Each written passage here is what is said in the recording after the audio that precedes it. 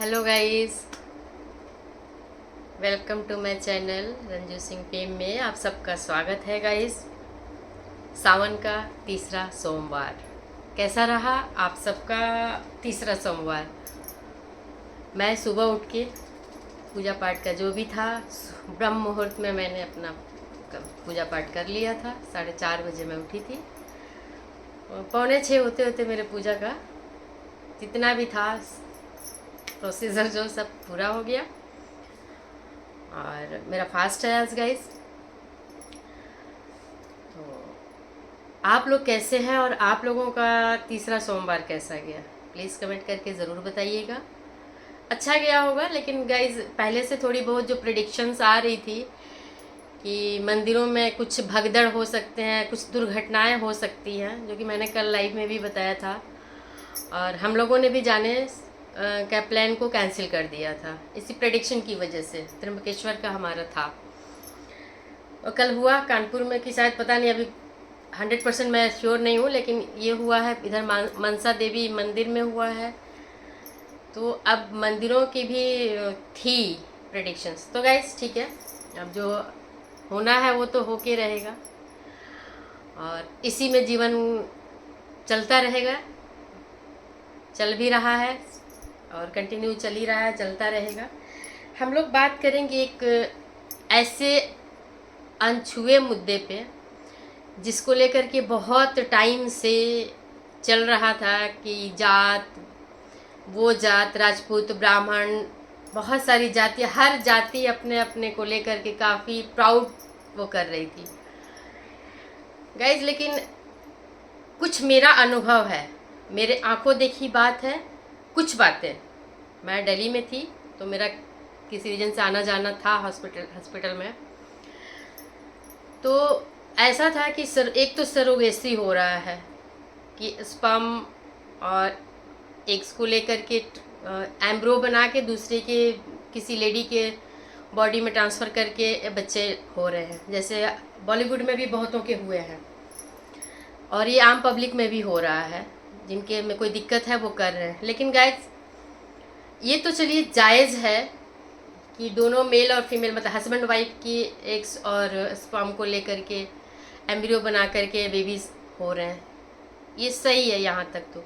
लेकिन गाइस ऐसे भी हो रहे हैं और मेरे कानों सुनी बात है और मैं वहाँ प्रेजेंट थी।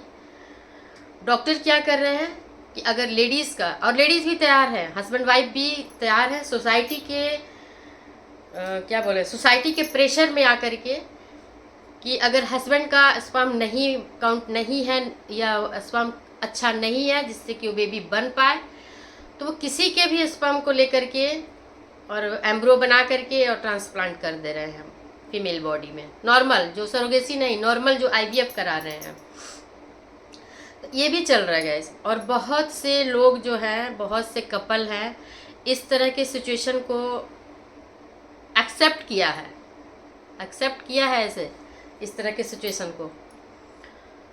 तो गाइज और मेल भी एक्सेप्ट कर रहे हैं कि फीमेल भी एक्सेप्ट कर रही हैं कि किसी और के एग्स को लेकर के अपने हस्बैंड के स्पर्म के साथ उसको मैच करके एम्ब्रो बना के ट्रांसफ़र करके बेबी ले रहे हैं। ठीक है, फीमेल का तो गाइज भी हो रहे थे, दोनों एक सीक्रेटली इस तरह के बेबीज़ हो रहे हैं। ठीक है, चलिए ये हो भी रहे हैं, नो डाउट, कोई दिक्कत नहीं है।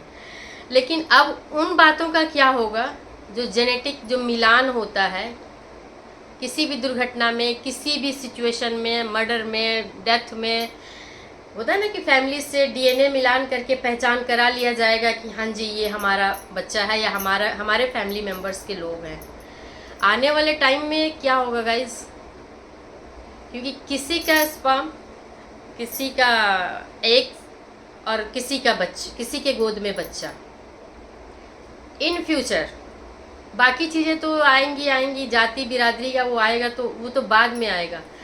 सबसे पहले तो डीएनए में आएगा कि किसका परिवार का मेंबर कौन है, उस समय क्या होगा।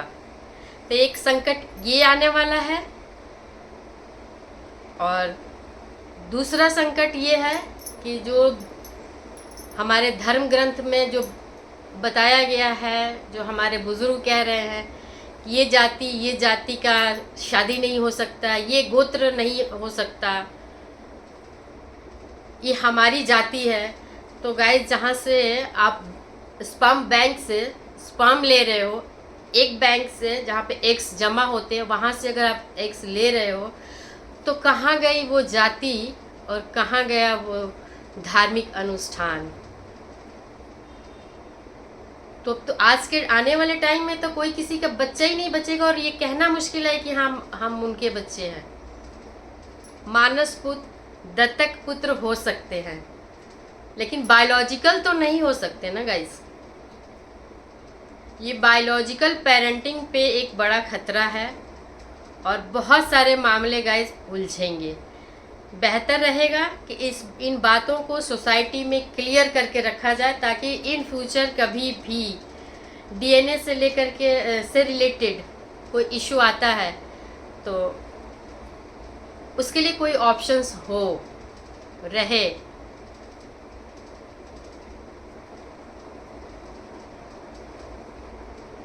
होना चाहिए ना गाइस। मान लीजिए कि हस्बैंड वाइफ में किसी एक का स्पर्म या एक साथ तो कुछ हद तक मैच कर जाएगा, लेकिन बहुत से ऐसे हो रहे हैं केसेस की कपल क्या कर रहे हैं कि अलग से ही ले रहे हैं। मान लीजिए किसी का एज निकल गया, किसी का स्पर्म नहीं बन रहा है, मतलब क्वालिटी नहीं है, तो वैसे भी जो बच्चे हो रहे हैं। तो ये इस तरह की सिचुएशंस आने वाले टाइम में बहुत खतरे का संकेत है गाइज। दूसरी बात गाइज, ये डॉक्टर्स भी है ना, डॉक्टर्स भी धोखाधड़ी इसमें कर रहे हैं। डॉक्टर भी बोलते हैं कि कोई नहीं, आप किसी से का भी लेके एम्ब्रो बना के डालो, बच्चा तो आपके गोद में रहेगा ना, आपके बुढ़ापे का वो रहेगा,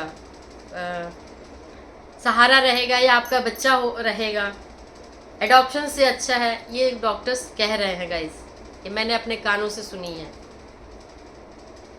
प्रेजेंट थी मैं वहाँ पे जब ये सारी चर्चा चल रही थी, मैं सुन रही थी। और मैं आपको बता दूं कि ये घटना आई थिंक पटेल नगर की है, दिल्ली के पटेल नगर, और एक और कोई जगह है। 2 जगह का मेरा एक्सपीरियंस है, मेरे आंखों देखी बात है।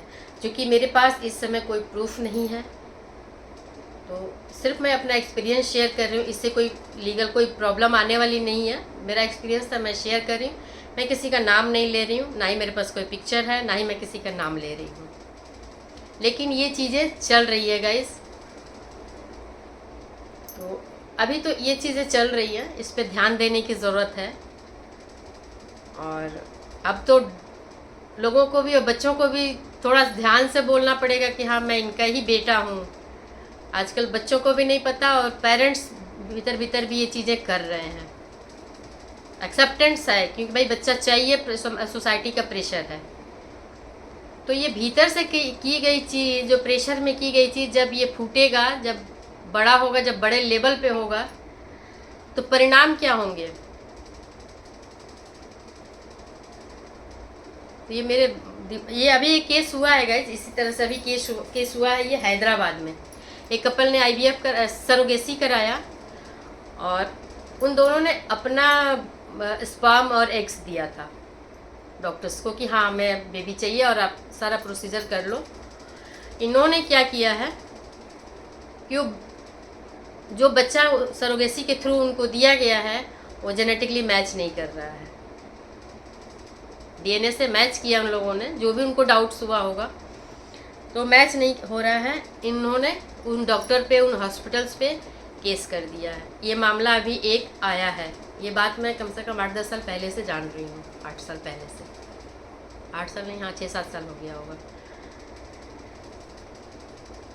तो अब ये बताइए, ये क्या कर रहे हैं ना, कि बहुत से ऐसे सरोगेसी में लोग ऑलरेडी ये बच्चे लेडीज़ रखे हुए हैं पैसे दे दे करके,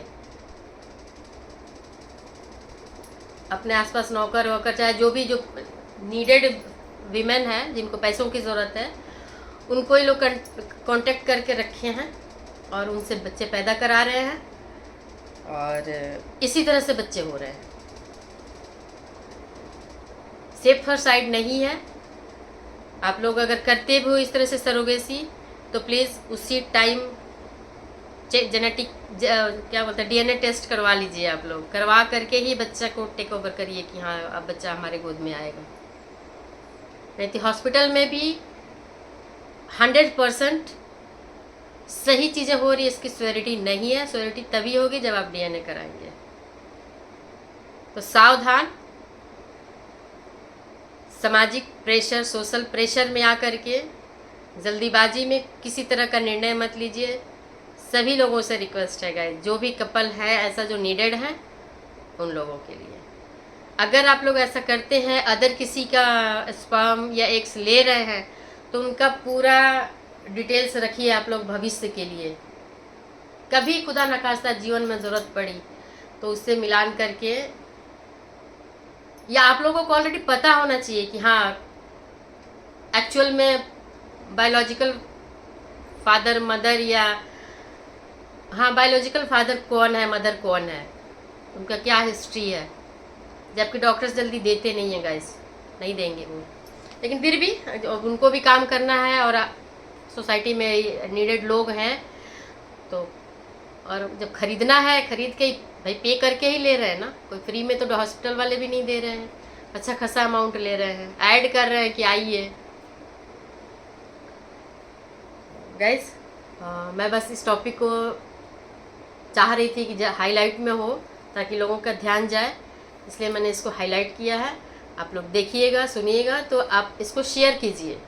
ये मैटर ऐसा है, शेयर करने लायक वीडियोस है, तो प्लीज़ आप लोग शेयर कीजिए। अच्छा लगा हो तो कमेंट कीजिए, लाइक कीजिए, और सब्सक्रिप्शन के लिए तो वो तो नंबर 1 रिक्वेस्ट है और वो रिक्वायर्ड भी है, मुझे ज़रूरत है आप लोगों के सब्सक्रिप्शन की। बाय गाइस, मिलते हैं नेक्स्ट वीडियो में या लाइव में।